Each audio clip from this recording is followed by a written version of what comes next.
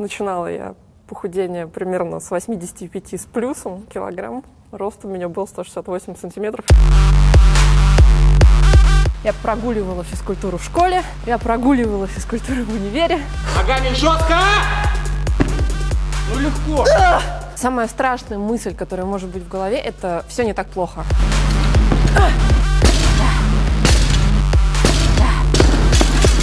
Надо попробовать человека смотивировать заняться собой. Не надо ему говорить, что у тебя же душа хорошая, зачем тебе это вообще нужно? Вот, не надо так. Ребята, всем привет! На канале YouGifted. Вы только что посмотрели маленький фрагмент из моей тренировки. Я не всегда была такой и не всегда умела вообще в принципе поднимать штанги. Со мной произошла трансформация из большого тела в маленькое, но весьма спортивное. А помог мне в этом кроссфит. И сегодня я расскажу вам немножко поподробнее, как это произошло. Ребят, обязательно досмотрите это видео до конца, потому что в конце будет классный конкурс. Свой первый день в кроссфит-зале я не помню. Я очень долго пыталась туда попасть. Я была очень упорной. Я 3 раза приходила в зал, когда он был закрыт.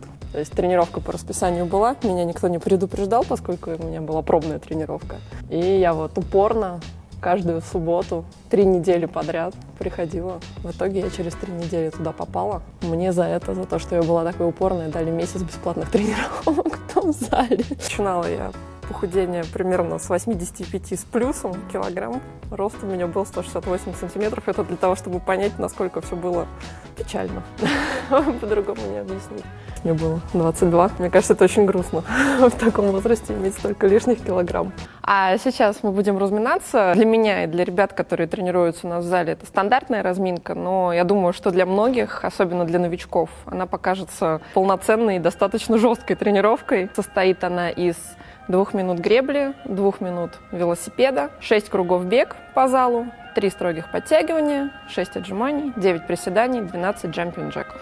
Я вообще никогда не была супер худенькой, но и не была в такой ужасной форме всю жизнь. То есть это со мной случилось, начиная, наверное, с 18 лет. Скидываю это все на пищевое безумие, когда у нас открылась Евразия со счастливыми часами, Макдональдс напротив дома. Макдональдс у меня мог доходить до того, что я туда реально ходила каждый день.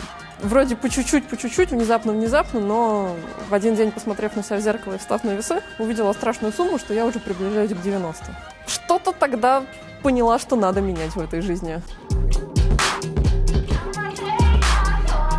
Ну все, пойдем на второй круг.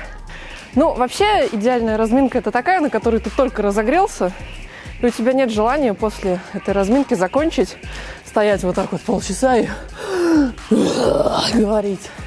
То есть ты должен разогреть целиком свое тело, потому что чем больше разогретые мышцы и суставы, тем меньше вероятность травмы.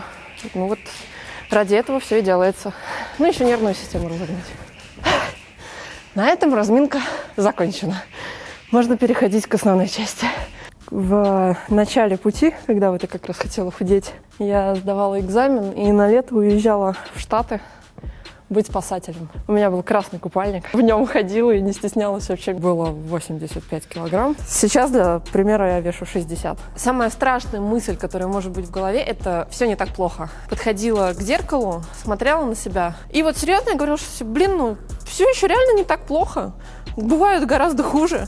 И на этом как бы моя мотивация заканчивалась. На то время у меня был молодой человек там, то есть все было вроде хорошо, все было весело. И плюс мои друзья тогда говорили мне, что нет, ты чё, ты не жирная, у тебя все очень гармонично, у тебя же талия есть, у тебя же типа жопа есть.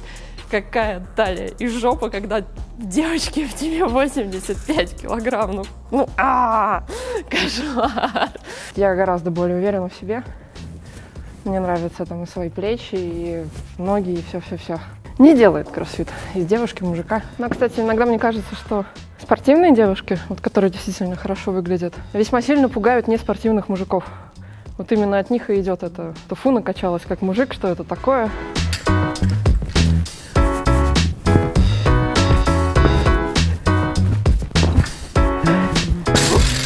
Разогрелась.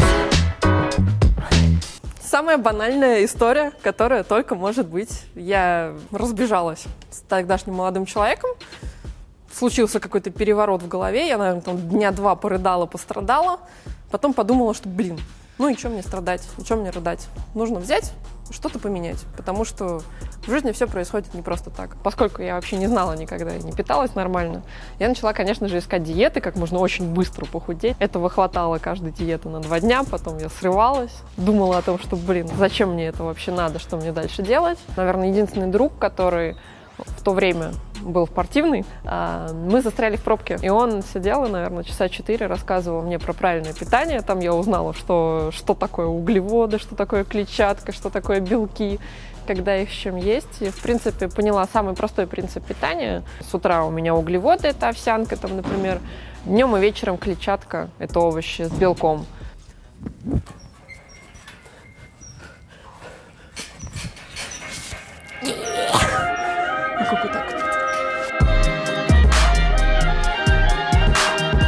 Недавно рекорд в толчке у меня был 75 килограмм.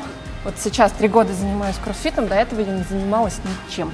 Я прогуливала физкультуру в школе, я прогуливала физкультуру в универе. В один день нашла для себя этот вид спорта, и все очень сильно поменялось. Когда ты приходишь в зал кроссфит, ты чувствуешь атмосферу, такую атмосферу конкуренции, атмосферу поддержки. Тренер, который стоит там, периодически орет на тебя, что тут сказать. Это очень круто, я считаю. И из-за этого я как-то прониклась, я полюбила, и мне хотелось приходить сюда снова и снова. Это вот очень важно мне.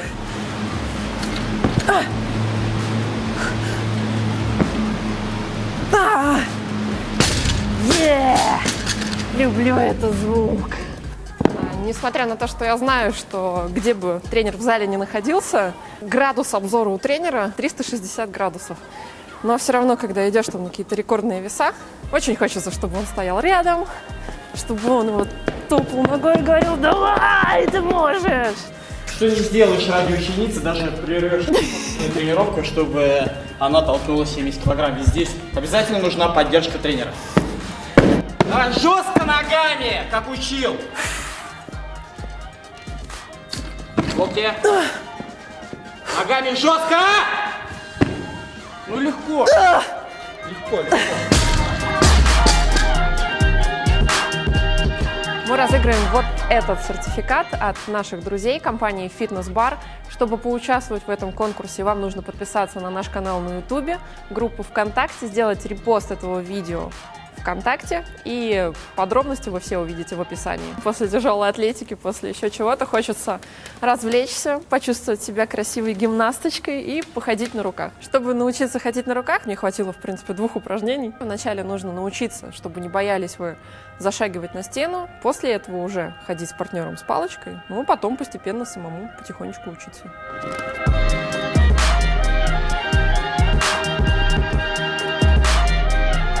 Уже после этой вот функциональной части, когда ты уже там 3 раза помер и воскрес обратно, иду, делаю заминку обязательно.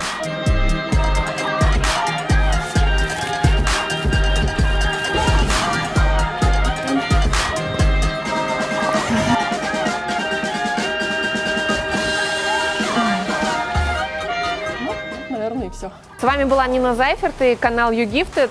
Вы только что посмотрели историю моей трансформации. Я надеюсь, что она кого-нибудь вдохновила. Если у вас есть такая же история, обязательно пишите в комментарии. Всем пока-пока, удачи, дерзайте, пробуйте, все будет классно.